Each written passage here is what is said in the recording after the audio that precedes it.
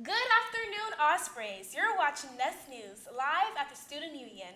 I'm Gabrielle Forbes. And I'm Sonia Romano. On today's show, a gas leak in Building 50, An update about the garage car fire, campus road rage, an interview about advising, and a sports update. So stay tuned and enjoy the show.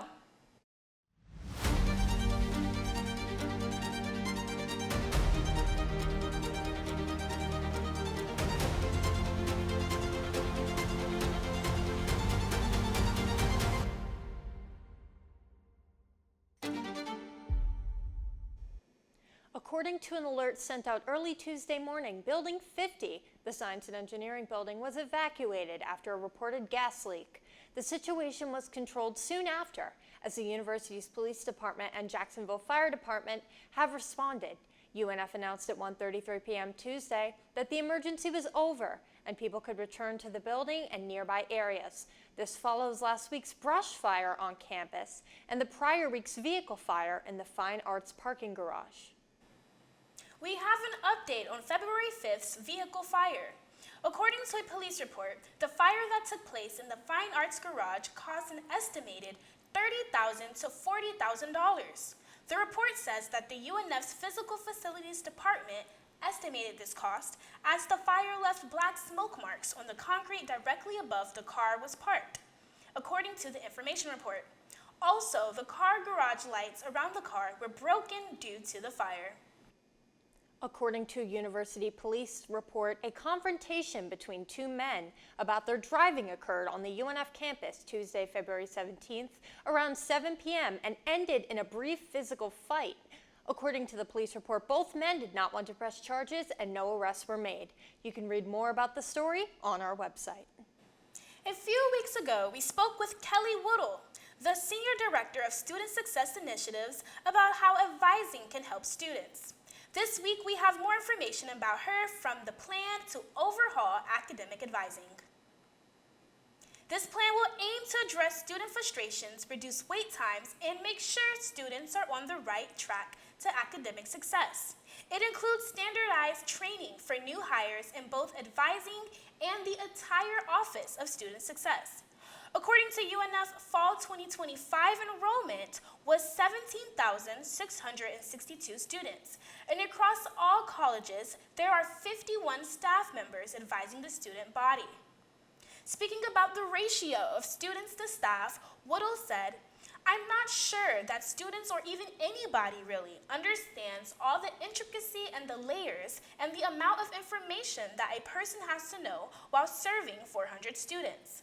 Woodle also shared that she believes the improvement of advising will depend on students' engagement with the new systems in place, saying, "I think the new degree evaluation tool, the new advising appointment system, and the drop-in hours, I think those are things that are helping. We just got to get the students aware of them and taking advantage of them." For more information on this topic, you can visit our website. And now to Ryan for your sports update. Hello everyone. The weather continues to get warmer, much like how your athletic teams are continuing to heat up. And as a result, let's get right into this week's UNF Sports Update. Starting things on the hardwood, the Ospreys men's basketball team lost a heartbreaker 77-76 last night to Austin Peay in one of the craziest endings to a college basketball game this season. As a result, UNF will look to have a short memory and rebound Saturday night in DeLand against Stetson. Swinging things over to the hard court, the UNF women's tennis team has kept up their undefeated start to the spring 2026 season as they managed to go 4-0 over the past week. In those four matchups, the Ospreys showed utter dominance by outscoring their opponents 22-0 in points. Next up, they have a doubleheader on Saturday against Davidson and Queens. Batting things over to the diamond, the Ospreys baseball team has had an up-and-down start to their 2026 slate as they took down Sacred Heart 2-1 to clinch the first series victory of the year, and then split their two midweek games against Florida A&M and Charleston Southern. Looking ahead, they have a 3-game series against Quinnipiac this weekend. Checking in on the Birds of Clay, the UNF softball team continued the best start in program history by going a perfect 5-0 during last weekend's slate of games. However, after dropping 2 midweek games to University of Florida, they will look to bounce back on a 5-game road trip to the West Coast this weekend. Lastly, taking things to the sand, the Ospreys beach volleyball team kicks off their season today as they face South Carolina and a top 15 ranked Stetson squad. Coming off back-to-back ASUN Beach Volleyball Conference Championships, they will look to keep the standard rolling to open the 2026 season, even if the coaching staff looks a little different. That's all I have for you all today. See you next time. Well, Ospreys, that's all for today. Don't forget to donate and support Spinnaker by clicking on the link below. And for all things Spinnaker, check out our website at unfspinnaker.com or our Instagram at unfspinnaker for more content.